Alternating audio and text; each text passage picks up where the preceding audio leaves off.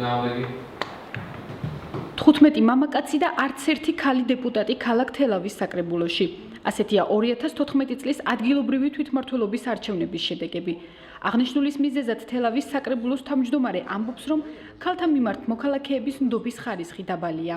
არ მივესალმები ნამდვილად, მაგრამ სამწუხაროდ ისე მოხდა, რომ ჩვენ საკრებულოში ვერ მოხდა ერთ-ერთი დეპუტატი ქალთა სქესიდან. როგორც ჩანს, იმხელა ნდობა ვერ მოიპო. აქ ქალებზე არ არის საუბარი რა, ალბათ იმ არც ვინმეს მინდა შეურაცხყოფა მივაყენო, მაგრამ ეთყობა იმ პიროვნებს, ვინც მოწინავე პოზიციებზე იყო პროპორციულ სიებში უფრო მაღალი ნდობის კოეფიციენტი ჰქონდათ ვიდრე ქალბატონებს და ალბათ ამიტომ.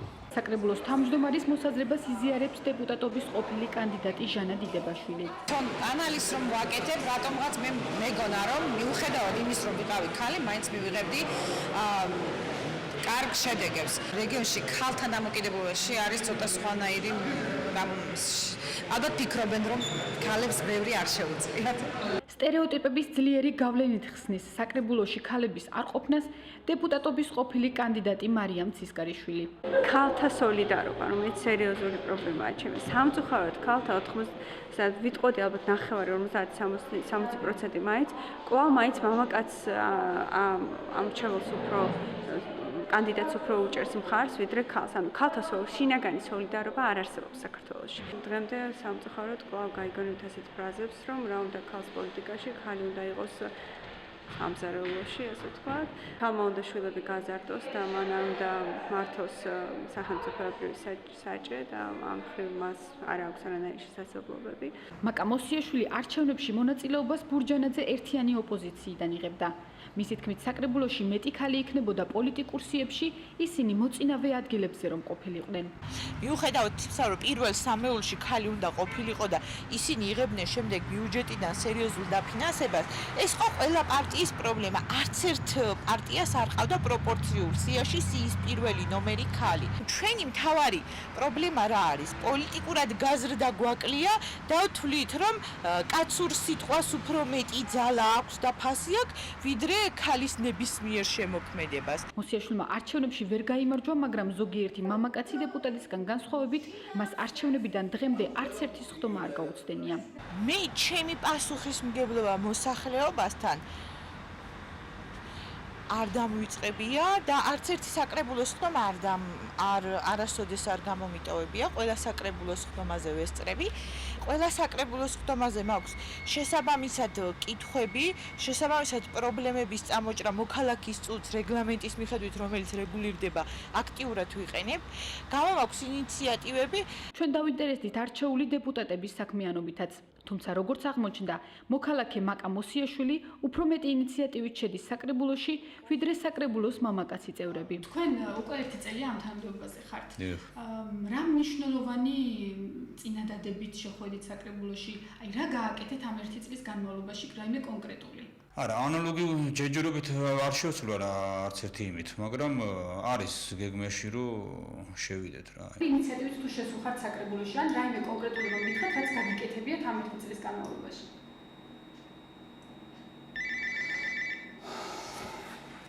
რაიმე კონკრეტული კი ნუ ყოფილა ხა. ისეთი ხა რაღაც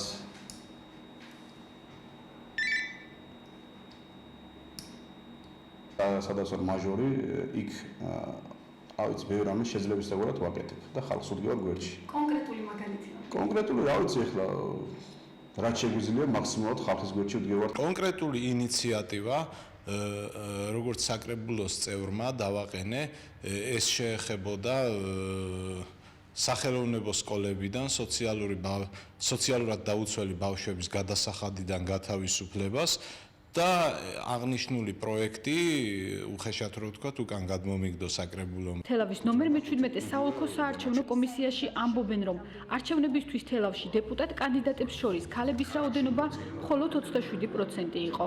2014 წლის ადგილობრივი მმართველობის არჩევნებში სულ მონაწილეობას იღებდა 10 საარჩევნო სუბიექტი, მათ წამოაყენეს 371 კანდიდატი, აქედან 269 იყო კაცი, 102 იყო ქალი, პროცენტულად ეს გამოდის 73% კაცი და 27% ქალი.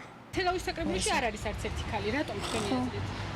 ალბათ კახური ის არის წესჩვევები, რომ მამაკაცი უფრო მეტად ფასობს. ქართული მენტალიტეტი გვაქვს ძალიან ცუდი. გონიათ რომ ქალი მხოლოდ სამზარეულოშია და ეს არის ძალიან მცდარი. იმიტომ არ არის კაცების ბრალი. ეს ჩვენი ბრალიც არის, არ ვართ აქტივისტები, არ ვართ აქტიური ქალები და ასე შემდეგ. ვერც გვიშვებენ მაგამდე. ქალი უნდა იყოს კუხრაში. უნდა აკეთებდეს საშინაო საქმეებს, უნდა ბავშვები აღზარდოს. ოჯახს მოვაროს. 2014 წლის არჩევნების შედეგების მიხედვით, ქალთა მონაწილეობამ ადგილობრივი თვითმმართველობის ორგანოებში მხოლოდ 11.1% შეადგინა. საქართველოს მთავრობაში ქალთა წარმომადგენლობის პროცენტული მაჩვენებელი 16% შეადგენს. საქართველოს პარლამენტში კი მხოლოდ 12%-ია. 2014 წლის გენდერული უთანასწორობის გლობალური ინდექსის მიხედვით, საქართველოს ქალთა პოლიტიკური მონაწილეობის მაჩვენებლით 142 ქვეყანას შორის 94 ადგილზეა.